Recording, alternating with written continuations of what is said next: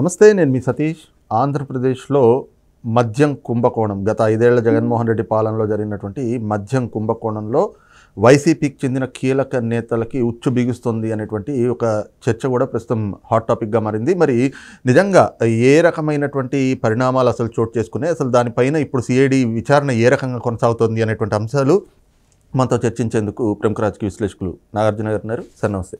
నమస్తే సార్, ప్రధానంగా ఏదైతే గత 5 ఏళ్ల జగన్మోహన్ రెడ్డి పాలనలో మద్యపాన నిషేధం చేస్తాను అన్న వ్యక్తి ఆ మద్యం అమ్మకాల్లో ఒక కుంభకోణానికి ఎలా తెరలేపాడు అనేటువంటిది పెద్ద ప్రకంపనలే సృష్టిస్తూ ఉంది ప్రస్తుతం. దీనిపైన ఇప్పుడు సిఐడి విచారణ కానీ, ఇందులో వైసీపీ కీలక నేతలు ఎవరైతే పెద్దిరెడ్డి మిథున్ రెడ్డి కావచ్చు, అలాగే విజయసాయి రెడ్డి అల్లుడు రోహిత్ రెడ్డి, వీళ్ళ పేర్లు బయటకు వస్తున్నటువంటి నేపథ్యంలో ఈ విచారణకు సంబంధించి ఓవరాల్గా మీ అబ్జర్వేషన్స్. ఇక్కడ జగన్మోహన్ రెడ్డి గారితో గురించి మనం మాట్లాడుకొని మద్యం గురించి మాట్లాడేటప్పుడు అసలు వీళ్ళది క్రిమినల్ మెంటాలిటీ ఎలా ఉంటుంది అనేటువంటిది, ఆర్గనైజ్డ్ క్రైమ్ అంటారు చూసారా, ఇది జగన్మోహన్ రెడ్డి గారికి రాజశేఖర రెడ్డి గారి దగ్గర నుంచి వారసత్వంగా వచ్చింది. వీళ్ళు తీసుకున్న కొన్ని పాలసీస్ కనుక చూస్తే పైకి ప్రజోపయోగంగా కనపడేటువంటి వాటికి దాన్ని అడ్డం పెట్టుకొని లోపల ఎంత దోపిడీ చేయడానికి అవకాశం ఉంటుందనేటువంటిది 2 పథకాలు పరిశీలిస్తే మనకు అర్థమవుతుంది. రాజశేఖర రెడ్డి గారి టైంలో బాగా ప్రాచుర్యం పొందినటువంటి 2 పథకాలు, ఒకటి ఆరోగ్యశ్రీ, 2 ఫీజు రియంబర్స్మెంట్. ఇది చూడటానికి ఎలా ఉంటుందంటే ప్రజల యొక్క జీవితాలను అమాంతంగా మార్చేసేటువంటి స్కీముల్లా కనబడతాయి. కానీ ఆరోగ్యశ్రీనే తీసుకోండి, మీరు ఎప్పుడైతే గవర్నమెంట్ హాస్పిటల్స్ ప్రతి జిల్లాలో ఉన్నాయి, మీకు ప్రతి మండల కేంద్రంలో ఉన్నాయి, ఉన్నప్పటికీ ప్రైవేటు హాస్పిటల్లో, కార్పొరేట్ హాస్పిటల్లో వైద్యం చేయిస్తే మీరు వాళ్ళకి డబ్బులు కడతారు. గవర్నమెంట్ హాస్పిటల్ ఇక్కడ ఉన్నాయి, వాటిని పాడు పెడుతున్నారు, అక్కడ ఇంజెక్షన్స్ ఉండవు, మందులు ఉండవు, అక్కడ మాత్రం లక్షలాది రూపాయలు, కోట్లాది రూపాయలు అక్కడ మీరు కడుతున్నారు.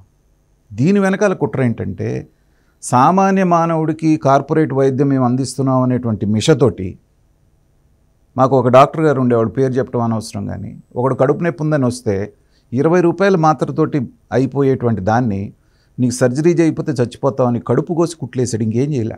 1,00,000 రూపాయలు గవర్నమెంట్ దగ్గర నుంచి వచ్చింది, నువ్వు ఈ ఆపరేషన్ చేయించుకోకపోతే చచ్చిపోతావరా అంటే వాడి ఇంటికి వెళ్ళేటప్పుడు రాజశేఖర రెడ్డి పట్టం తీసుకెళ్ళి దేవుడి పట్టం పక్కన పెట్టుకున్నాడు. అలాగే ఫీజు రియంబర్స్మెంట్, కాలేజీల్లో, గవర్నమెంట్ కాలేజీల్లో రిక్రూట్మెంట్ లేవు, లెక్చరర్ లేవు, వీళ్ళు లేకుండా ప్రైవేట్ కాలేజెస్కి మీరు ఫీజులు కట్టడం అంటే ఇక్కడ దోపిడే. సేమ్ ఫార్ములాని జగన్మోహన్ రెడ్డి గారు కూడా అన్ని పథకాల్లో విస్తరించుకుంటూ వచ్చారు. మద్యం పాలసీ పేరేంటి? మద్యపాన నిషేధం. ప్రజలకి తాగుడు అలవాటు నుంచి మేము వీళ్ళని దూరం చేస్తాం కాబట్టి గ్రాడ్యువల్గా మద్యం రేట్లు పెంచుకుంటూ వెళ్ళి వీళ్ళని తాగుడు అలవాటు తగ్గిస్తాం, ఇది పైకి కనబడేది. కానీ ఆర్గనైజ్డ్ క్రైమ్ అని నేను ఎందుకు అంటున్నానంటే అధికారంలోకి రాగానే ప్రొడక్షన్ దగ్గర నుంచి డిస్ట్రిబ్యూషన్ దాకా సమస్తం వాళ్ళ కంట్రోల్లోకి తీసుకున్నారు. పైగా మోసం ఎక్కడ కనపడుతుంది? చంద్రబాబు నాయుడు గారి టైంలో ఉన్నటువంటి డిస్టిలరీస్కి కదా మేము చేసింది, మేమేమన్నా కొత్తగా ఇచ్చామా అన్నారు. కానీ నామకే వస్తే వాళ్ళు ఓనర్లు, మేనేజ్మెంట్ అంతా మీ చేతులు ఎప్పుడో తీసేసుకున్నారు కదా.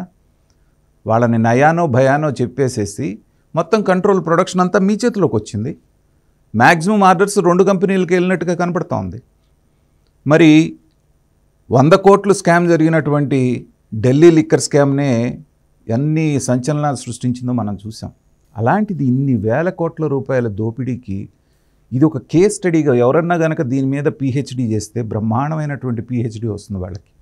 అంటే ఒక దోపిడీ చేయటానికి ఎక్కడి నుంచి ప్రారంభించాలి, ప్రజలకి అది మేలు చేస్తుందనేటువంటి భావన చూపించి దాన్ని ఎక్కడి దాకా చేయాలి. మా చుట్టాలదే ఒక ఇది ఉంది, బ్రేవరేజెస్ మ్యానుఫ్యాక్చరింగ్ యూనిట్. వాళ్ళు చక్కగా వచ్చి ఒకటే చెప్పారు, మీరు మాకు బెనిఫిట్స్లో వాటా 1/3 ఇస్తారా, ఇవ్వండి, లేదా పొల్యూషన్ వాళ్ళు వస్తారు, ఇంకోళ్ళు వస్తారు, మీరు మూసేసుకోవటమే. చచ్చినట్టుగా నెలకి కొన్ని లక్షల రూపాయలు వాళ్ళకి కట్టడం జరిగింది. ఇలాగా ఏ ఇండస్ట్రీ, ఇది అదని కాదు, మైన్స్ చూసాం, చీమకుర్తి మైన్స్, గ్రానైట్వి, ఇవాళ ఓనర్ చేతిలో, ఒక్కళ్ళ చేతిలో ఉన్నాయండి, మొత్తం వీళ్ళ నాయకుల చేతిలోనే కదా. పైగా వాళ్ళు మాట వినలేదని 100 కోట్లు 200 కోట్ల రూపాయలు పెనాల్టీలు వేసిన సందర్భం ఉంది, గుర్తుందా మీకు? 200 కోట్లు ఒక మైన్కి పెనాల్టీ వేస్తే వాడి దగ్గర ఇంకా ఆప్షన్ ఏముంటుంది? మీకు సరెండర్ అవ్వాలి, మీకు హ్యాండ్ ఓవర్ చేయాలి. మరి వీళ్ళలో ఎవరన్నా 100 కోట్లు లేకపోతే 50 కోట్లు అన్న పెనాల్టీ కట్టినట్టుందా? లేదంటే సరెండర్ అయిపోయారు. ఇలాగ చేసుకొని ముఖ్యంగా విజయసాయిరెడ్డి కొడుకు ఎవరైతే ఉన్నాడో రోహిత్ రెడ్డి అనేటువంటి అతను, తర్వాత పెద్దిరెడ్డి రామచంద్రారెడ్డి కొడుకు మిథున్ రెడ్డి పెద్దిరెడ్డి రామచంద్రారెడ్డి పేరు లేనటువంటి స్కామ్ ఇది కనబడట్లేదు. ఎర్రచందనం దగ్గర నుంచి మొదలు పెడితే ప్రతి చోట వీళ్ళ హస్తమే కదా. సో గొట్టిపాటి రవి ఉన్నాడు, మనకు తెలుసు, తెలుగుదేశం ఎమ్మెల్యే. అతన్ని కూడా ఎన్ని రకాలుగా బెదిరించి ఆయన వ్యాపారాలే క్లోజ్ చేసే పరిస్థితి తీసుకొచ్చారు వీళ్ళు. సో మద్యం కుంభకోణం అనేటువంటిది ఇప్పుడు ఎందుకు వీళ్ళు ఇన్ని రకాలుగా భయపడుతున్నారు, ఇన్ని రకాలుగా హాహాకారాలు చేస్తున్నారంటే, మద్యం కుంభకోణం బయటికి వచ్చింది అంటే భారతదేశంలోనే మద్యంలో ఇది అతిపెద్ద కుంభకోణంగా బయటికి రాబోతుంది.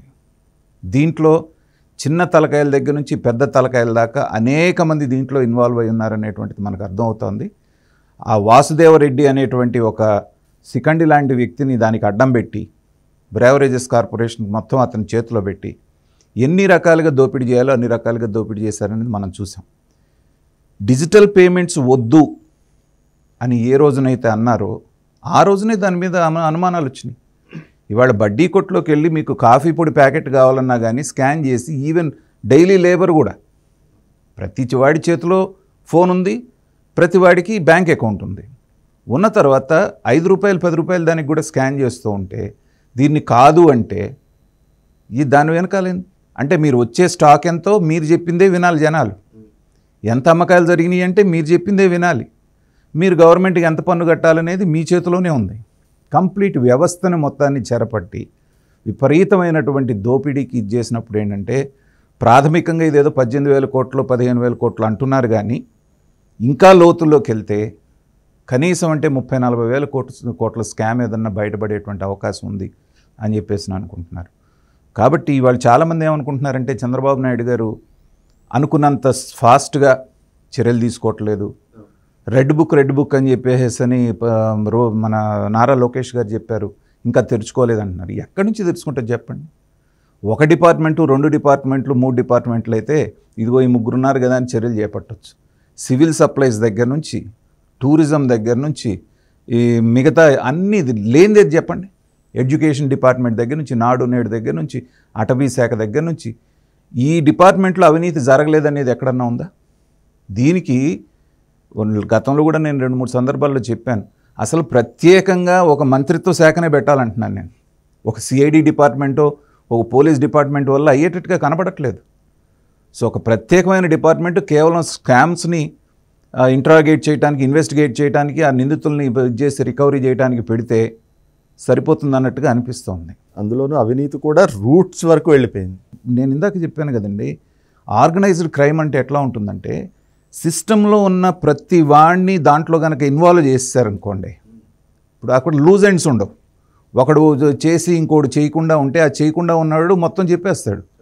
కాబట్టి నయానో భయానో సామధాన భేద దండోపాయాలు ఉపయోగించి వాడిని కూడా వీడి దారిలో పెట్టుకొని వీళ్ళకి ఒక పద్ధతి ఏంటంటే, రాజశేఖర రెడ్డి గారి టైంలో కూడా గతంలో మంచి పేరున్నటువంటి ఇండస్ట్రియలిస్ట్ కానివ్వండి, లేకపోతే వ్యాపారస్తులు ఎవరైతే సత్యం రామలింగరాజు గారు, మ్యాట్రిక్స్ ప్రసాద్ గారు, చంద్రబాబు నాయుడు గారి టైంలో వీళ్ళందరూ కొన్ని వేల మందికి ఉపాధి కల్పిస్తూ బ్రహ్మాండమైనటువంటి పేరు తెచ్చుకున్నారు. రాజశేఖర రెడ్డి గారు రాగానే వాళ్ళకి 2 ఆప్షన్స్ ఇచ్చారు.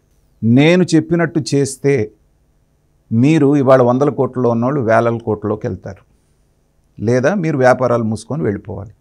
2 ఆప్షన్స్లో ఏదో ఒక ఆప్షన్ తీసుకోండి అన్నారు. మెట్టుగా కట్టుకొని ఒక సామ్రాజ్యాన్ని నిర్మించుకున్న వాళ్ళు ఏ ఆప్షన్ ఎన్నుకుంటారు? తప్పక ఆ రోజున వాళ్ళ ఆప్షన్ ఎన్నుకున్నారు. అంతటి నీతివంతుడైనటువంటి సత్యం రామలింగరాజు గారే పాపం ఇంకా కంపెనీకి ఇది రాకూడదు తన మీద వేసుకొని జైలు శిక్ష అనుభవించి బయటిచ్చు. ఇవాళ మ్యాట్రిక్స్ ప్రసాద్ గారు, నిమ్మగడ్డ ప్రసాద్ గారి పేరే వినపడట్లేదు. సో ఇలాగా సిస్టంలో అందరినీ ఇన్వాల్వ్ చేసేస్తే, నాతో పాటు అందరినీ ముంచేస్తే ఏంటంటే వాళ్ళు కూడా బయటపడరు అనేటువంటి ఒక క్రిమినల్ మెంటాలిటీ తోటి ఇలాంటి ఆర్గనైజ్డ్ క్రైమ్ చేయడంలో అక్కడి నుంచి వీళ్ళకి వంశపారంపర్యంగా వచ్చింది. కాబట్టి ఇప్పటికీ పాపం బద్దలైంది. వాళ్ళు అనుకున్నది ఏంటంటే, జగన్మోహన్ రెడ్డి గారు చెప్పినట్టుగా ఇక చంద్రబాబు నాయుడు గారి పని అయిపోయింది కాబట్టి 20 సంవత్సరాలు మనమే ముఖ్యమంత్రులు అనుకున్నారు కాబట్టి అడ్డగోలుగా చేశారు. ఇవాళ దానికి ఫలితం అనుభవించబోతున్నారు. రైట్. ఇది చూస్తున్నాం కదా, అధికారంలో ఉన్నప్పుడు పూర్తిగా ఒక వ్యవస్థలన్నింటినీ నిర్వీర్యం చేస్తూ ఏ రకమైనటువంటి కుంభకోణాలకు తెరదీశారో అందులో ఈ మద్యం కుంభకోణం అనేటువంటిది రాబోయేటువంటి రోజుల్లో పెను ప్రకంపనలు కూడా సృష్టించబోతా ఉంది అన్నటువంటి భావాన్ని కూడా ప్రముఖ రాజకీయ విశ్లేషకులు నాగార్జున గారు వ్యక్తం చేస్తూ ఉన్నారు.